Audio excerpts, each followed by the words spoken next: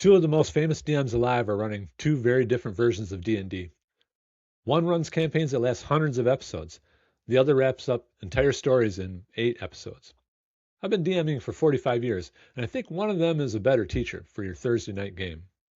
Let me explain before you sharpen the pitchforks. And let me be clear about something. Matt Mercer is not above killing a player character. He also believes in consequences. He just doesn't act like it pleases him to do so.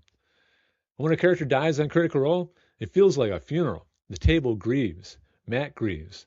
That kind of emotional weight is genuinely rare, and it's beautiful to watch. But here's the thing.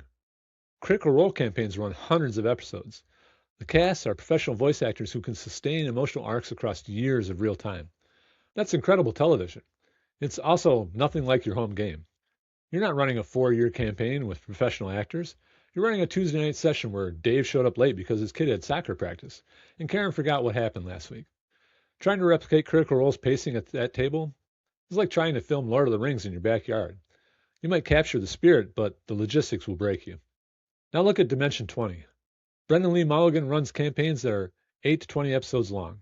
Characters die, and when they die, the story doesn't pause for a memorial service. It keeps moving because there are only 6 episodes left, and the clock is already ticking. That pressure changes everything.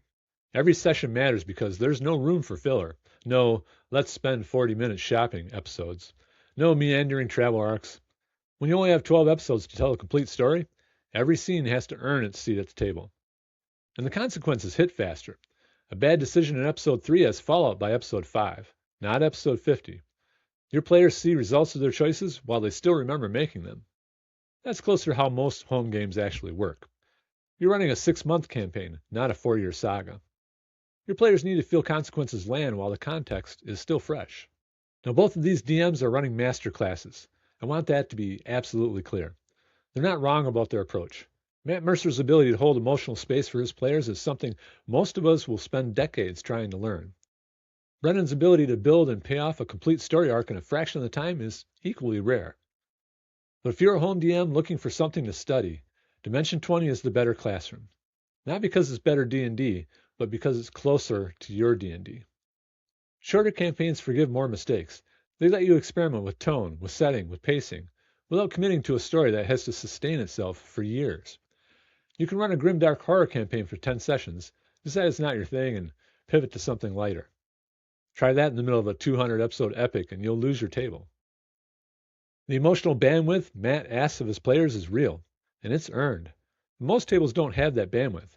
Your players have jobs and kids and a limited number of sessions before someone moves away or schedules shift. Giving them a complete story with real consequences in 15 sessions is a gift. Asking them to invest for 4 years? That's a gamble. And that's not criticism, that's just reality.